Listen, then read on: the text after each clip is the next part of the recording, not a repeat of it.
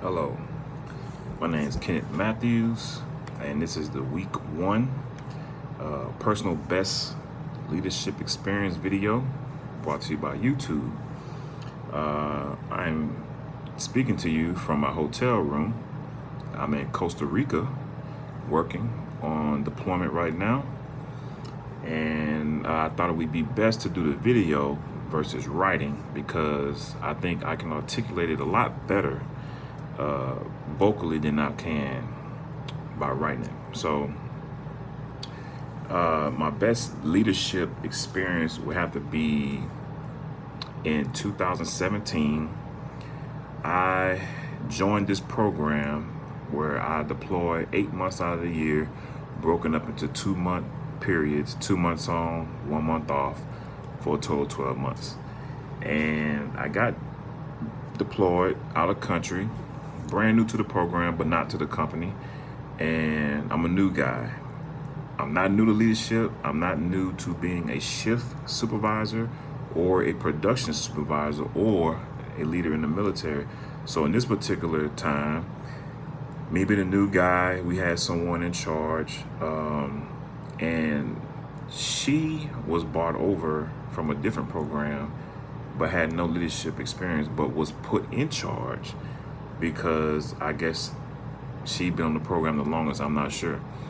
But basically, what happened was I noticed that things weren't being ran the right way according to the company's standards and the way the contract is written and our Bible of procedures and policies that was set forth for the program. So I just began to learn what the processes would be. Okay, if I was a shift lead, what would be my duties? What would be my responsibilities? And so forth. So basically what I did, I took mental notes. I took away the negatives and turned them into positives, how I could basically reconstruct what was already there and make it better, make the processes better, make it run more fluidly, smoothly, bring the team together, because a lot of people didn't like to work with this person because they knew that she really wasn't qualified for the position, because she mostly sat in the office and while everybody else did the work, and when it came down to asking her a question about the airplane, she couldn't tell you anything about it because she didn't know it. So that had to change, and it had to change fast. For two reasons. One, because the program was going from a company-owned program to a government-owned program, company operated. So when that happens, the whole dynamic changes. A whole different set of rules are put in front of you. You have to follow government guidelines, not only the company guidelines. So you get it on both ends. So basically, what I did was, me coming from a prior program that ran that way, I basically had a leg up. I had an advantage because I was already in two programs prior to this program that operated on those principles. So it was easy for me to just slide right in and be able to basically pick up where she left off and just make things better. So basically what I did was, she went on vacation, and since I was an inspector, aircraft inspector, with my IA card, I was automatically put into the role. So yes, I had a few questions because I didn't know what their procedures were at first, but I learned them, and basically I turned it around. I started shifting the direction that the program was going in into they were going in the wrong direction, because people who still in the same mindset that, okay, this is company owned, company operated. We have so many lax rules that had to change because too many mistakes were being made, too many things were being overlooked. So with me knowing what I know, I incorporated that into my leadership by showing the site leads, hey, this is how we're supposed to be handling the business. Now, I'm gonna tell you the most challenging thing that came with this was the resistance, the pushback, you know, it was just so much of that that you would think that I wronged every person on the program, and I had just met them. That was very difficult for me. And what made matters worse is that the guy who was running the second shift, we both worked together on another program. So he knows that what I was doing was the right thing, but he also was in opposition. And I couldn't figure it out. I'm like, why is this guy going against what he know is right? He come from a program like this. So one thing led to another. Basically, when the female came back from her leave, I was still, nothing changed. I didn't have to return the seat back to her. They eventually got on board, with what I was doing, and they saw that, okay, this guy has a point. He has come from, well-established programs. What he's saying is written. These are not his rules. These are the company rules. These are the government rules. He's just enforcing them. We now have to comply. So even with that being said, months and months, came and gone. I went home, came back. They still wanted me to be in the position. So no problem. I had no problem stepping up to it. I was humbled, and I didn't get no raise or a bonus or anything with those additional duties, and I didn't care. I just wanted to make sure that our program succeeded, because on these type of programs, if you're going the wrong direction for too long and you get so many write-ups, you can lose the contract. Now we all looking for jobs. So those that were in opposition to me, they couldn't understand that. They couldn't comprehend that.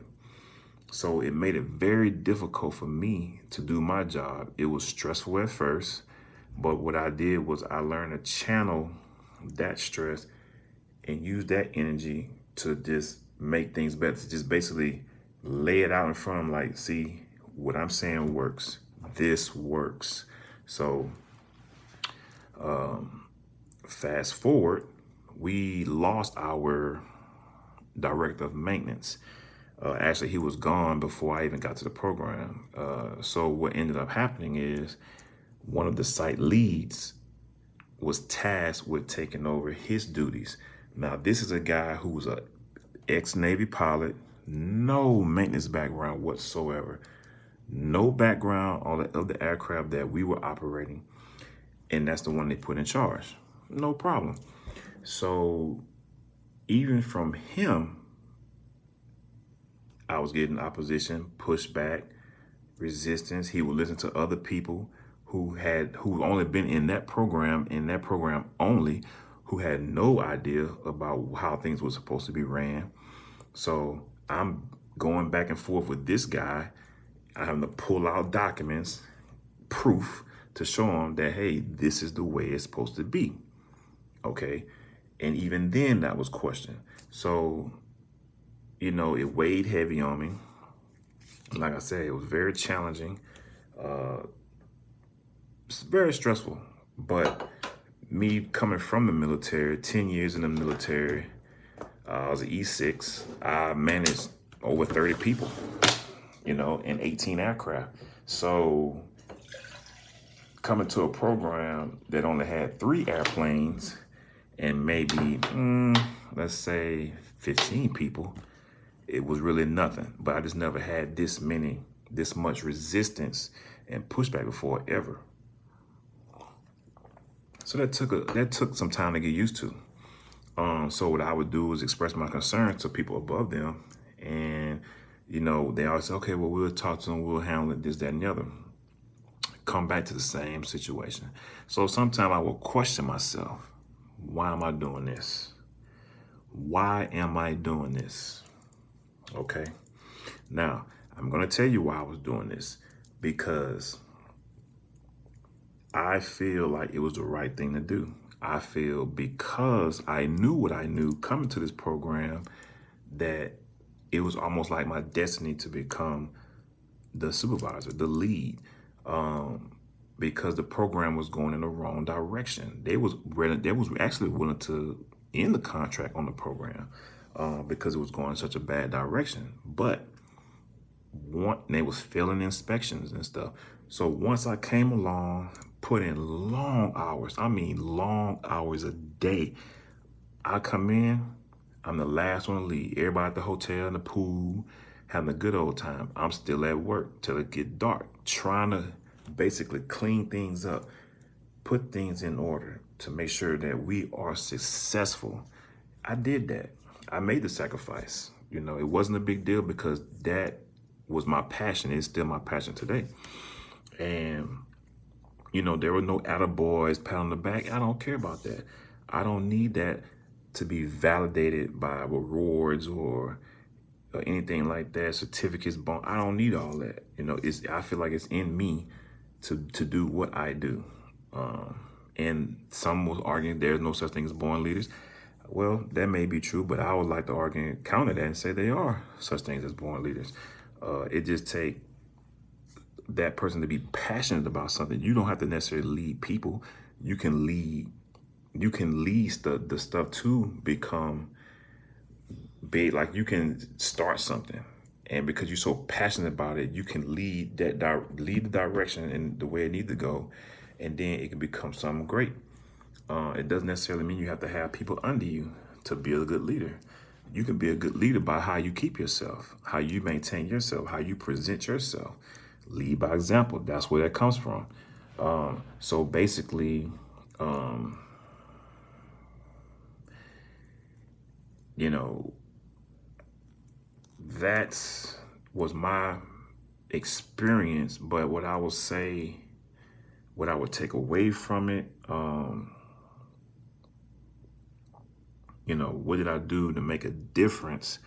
Well, what I did was I maintained my dedication. Where a lot of people have jumped off the boat, I stayed on it.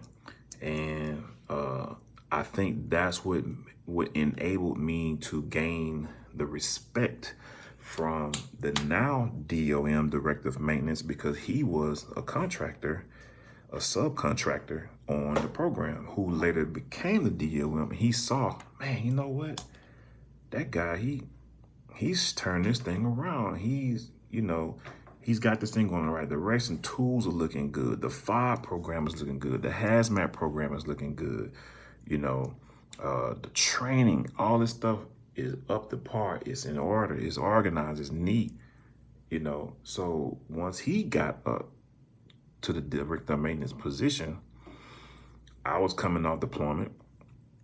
I just flew in back into country, and you know, there he is sitting at the bar. He wanted to talk to me, and he said, "Hey, man, you know, it's not official that I'm the director of maintenance yet, but I'm letting you know now that I want you to be one of my supervisors." So I'm like, "Oh man, you know, that's great. That's good news." I'm jumping up. I'm not jumping up or down, you know, doing all this stuff. You know, I'm humble myself. You know, I'm calm, like, oh man, you know, I appreciate that really much. That let me know that you appreciate my work. So that's what I'm telling myself. And, you know, I informally, you know, accepted the role, along with the other guy who I said was on another program with me who knew how things were supposed to be. So basically, he actually became the director of maintenance. The other guy who, like I said, was running the night shift, who was on the program with me before, actually got the supervisor position where he got the title and the pay. I didn't get any of that.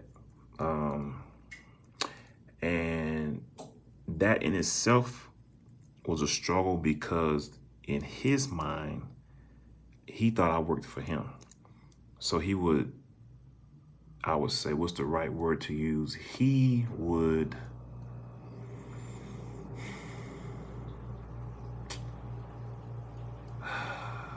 I would say, subliminally disrespect me, you know, and I didn't appreciate it. So it got to a point to where I had to tell him, you know, hey man, listen, I don't work for you.